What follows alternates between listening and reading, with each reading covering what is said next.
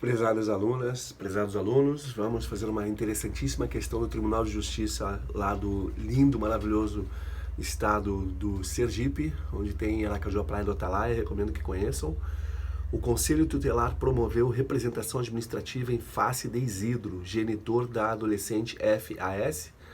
Pleiteia-se a aplicação da multa prevista no artigo 249 da Lei 8.069 de 90, que é o ECA, Estatuto da Criança e do Adolescente, em seu patamar mínimo de 3 salários mínimos, pois se trata de família de baixa renda.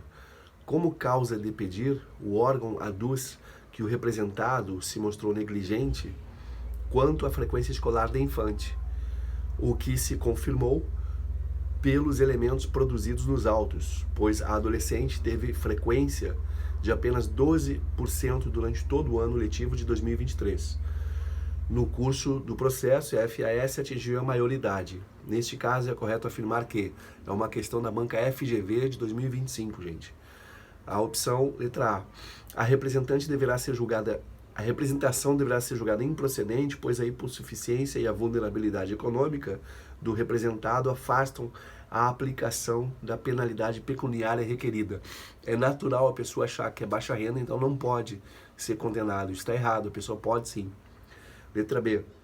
Não é aplicável a multa no caso narrado, uma vez que, de acordo com a Lei 8.069 de 90, ou seja, o ECA, o descumprimento doloso ou culposo dos deveres inerentes ao poder familiar não enseja a aplicação de penalidade de natureza pecuniária. Está errado, como eu já comentei, para a letra A.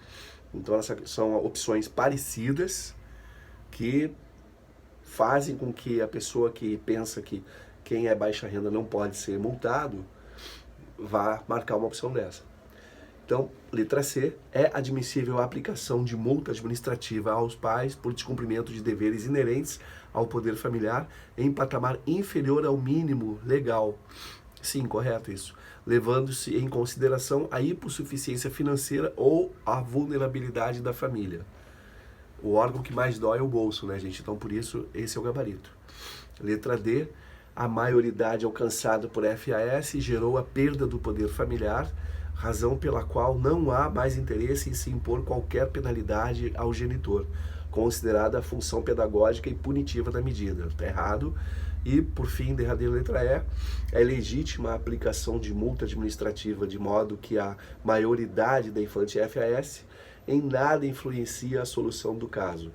Com isso, aplica-se a multa em seu patamar mínimo de 3 salários mínimos, pois a vulnerabilidade econômica do representante não é hábil a conduzir a penalidade para aquém do mínimo legal. Não é o gabarito, letra E também está errada. Passemos ao comentário da questão de cada opção. Observe a resolução a seguir com atenção aos destaques. Letra A. A representação deverá ser julgada improcedente, pois a hipossuficiência e a vulnerabilidade econômica do representado afastam a aplicação da penalidade pecuniária requerida. Está incorreta, pois existe sim a previsão de penalidade pecuniária, multa de 3 a 20 salários mínimos. A hipossuficiência não é motivo para afastar essa penalidade. O que pode ocorrer é que ela seja considerada de modo a ajustar o cumprimento como parcelamento do valor. Artigo 249.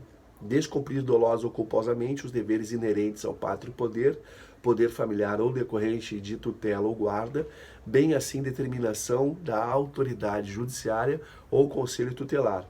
Entre parênteses, expressão substituída pela Lei 12.010 de 2009, fecha parênteses, vigência. Pena, multa de 3 a 20 salários de referência, aplicando-se o dobro em caso de reincidência.